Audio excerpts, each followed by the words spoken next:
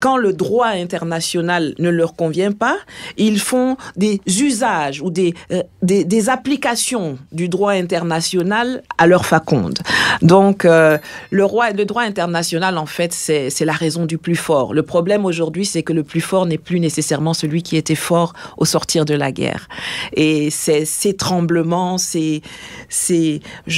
on appelle ça le conflit d'une puissance hégémonique qui est en phase de déclin, avec un monde ascendant qui veut s'émanciper. C'est un peu la guerre entre Sparte et la Grèce à l'époque, le piège de Thucydide dont on parlait. Donc il y a ce narratif-là qui continue dans le monde politique à justifier que ce soit la France qui présente les résolutions sur le Mali, sur le Centrafrique. Or, aujourd'hui, la France est partie prenante du conflit. Absolument. La France qui présente les résolutions est une partie prenante du problème. Elle est en conflit avec l'État. On ne peut pas accepter cela. Et moi, à ce moment-là, vraiment, je souligne aussi la responsabilité de nos chefs d'État, la responsabilité de nos intellectuels. Et c'est pour ça qu'on essaye de faire connaître ces affaires-là. Comme on n'aime plus beaucoup lire de nos jours, nous, on prend le temps de lire, on prend le temps de faire des recherches et on essaye de diffuser au maximum les informations pour que les gens prennent conscience que ce n'est pas par hasard que ça existe. Le franc CFA, c'était pour remplacer les pertes que les esclavagistes avaient à la fin de l'esclavage.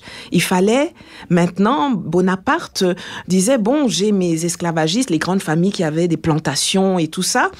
L'esclavage est terminé, ils vont perdre des revenus puisque les esclaves seront libérés. Comment est-ce qu'on va faire? Écoutez, on va aller essayer de créer une banque qui va financer des choses. Et on a créé la Banque du Sénégal à l'époque. C'est de là que sort le franc CFA. Si vous allez sur le site de la BCEAO, vous cliquez dans le tag « Histoire ». Et on vous raconte tout ça. C'est pas Nathalie qui se lève et puis qui invente. C'est leur propre histoire qu'ils écrivent. Le franc CFA, c'est un franc qui a été créé pour combler le déficit financier non pas des esclaves, mais des détenteurs d'esclaves qui ont perdu du business à la fin de l'esclavage. Dans le niveau culturel, là, c'est encore pire parce qu'il y a le niveau culturel. Je vais prendre deux exemples. Les musées et les médias. Les musées... Et l'éducation. Bon, l'éducation, alors c'est une catastrophe. C'est-à-dire que je trouve d'ailleurs que tous ceux qui aujourd'hui parlent contre ce système ou contribuent à démonter ce système, s'ils sont issus du système éducatif africain, ont beaucoup de mérite. Parce que ce qu'on nous apprend à l'école n'a rien à voir avec la réalité historique que nous avons vécue, que nous avons traversée. Quand vous entendez quelqu'un parler de la libération de la Guinée, par exemple, quand vous lisez les livres, ce qu'on nous dit dessus, de temps en temps dans certains de nos livres, sur le nom de Sékou Touré, etc., et comment ça s'est passé, et que vous écoutez ce que... Il y a encore des gens qui vivent, qui ont vécu cette époque ou qui étaient enfants et qui peuvent en parler, mais c'est deux histoires totalement différentes. Quand vous prenez les luttes d'indépendance au Cameroun, mais elles sont passées sous silence. La guerre de libération du Cameroun, qui a eu plus de 300 000 morts, il n'y a pas une famille au Cameroun, je dis bien, il n'y a pas une famille qui n'a pas au moins perdu un membre dans cette guerre d'indépendance. Quand Pierre Messmer venait sourire aux lèvres, recréer les camps ils appelaient ça les camps de regroupement au Cameroun pour ceux qui se battaient contre l'indépendance. C'était une formule peu... Non, il le disait même avec le sourire en disant on s'est inspiré des camps de concentration. Ouais. C'est pas moi qui dis, c'est lui qui dit, il y a des documentaires. Donc, quand eux, ils parlent de l'histoire, et qu'ils travestissent des pans entiers de l'histoire, ou bien qu'ils les passent sous silence. Vous savez, le problème qu'on a aussi en Afrique, c'est que nous avons une tradition orale. En Afrique, en général, c'est pas ce qui est écrit. On se transmet les choses par l'oralité.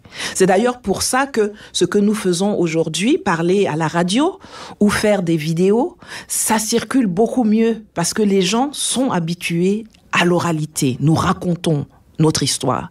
Mais tant que ce n'est pas écrit, Ça compte pas dans le monde tel qu'il existe.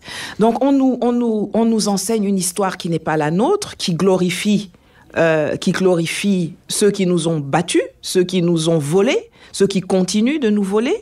On nous met en place des médias et on dit, si ça ne passe pas dans ces médias, c'est que ça n'est pas crédible. On dit ça au monde extérieur. Si vous voulez entendre parler de l'Afrique, il faut allumer tel média, ou regarder telle télé, ou lire tel journal.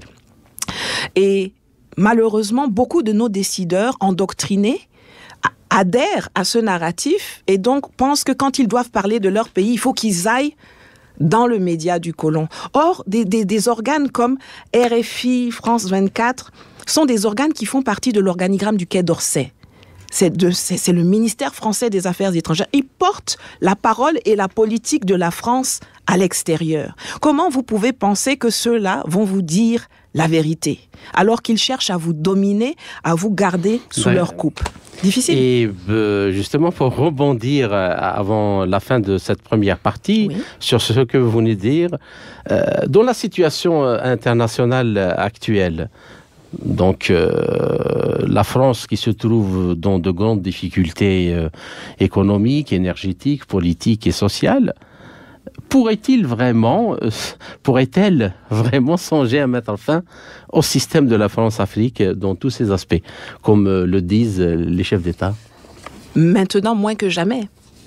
Vous voyez le problème des retraites en France qui, quand vous allumez la télé, moi j'ai un énorme plaisir ces derniers jours à regarder la télévision le matin en France parce que je me demande d'ailleurs où est l'ONU, où est la Cour pénale internationale quand on voit les manifestations qui ont lieu, la façon dont elles sont réprimées. Mais perdre la France-Afrique, je le répète depuis toujours, et Chirac l'avait dit, vous l'avez cité en entame, c'est une déperdition totale du niveau de vie en France. Ça va directement faire baisser le niveau de vie en France. Ça va amener la précarisation encore plus accrue des Français. Parce que la France politique n'a jamais réfléchi à comment substituer le système de domination qu'est la néocolonisation ou la France-Afrique par un système de coopération. Les Anglais ont été beaucoup plus malins et se sont dit à un moment donné, bon, il faut changer quelque chose, on va essayer de faire de notre précaré un marché avec qui on va pouvoir échanger. Et c'est comme ça que l'Angleterre, puissance coloniale, vous la retrouvez aujourd'hui moins riche d'ailleurs que les États-Unis, que le Brésil, que l'Inde, que des endroits où ils ont été. La France ils n'ont pas la capacité intellectuelle à pouvoir envisager un monde dans lequel ils doivent redéfinir leurs sources de confort, leurs revenus, etc. Donc, ce qui se passe en France actuellement va au contraire accroître leur besoin de verrouiller le précaré France-africain.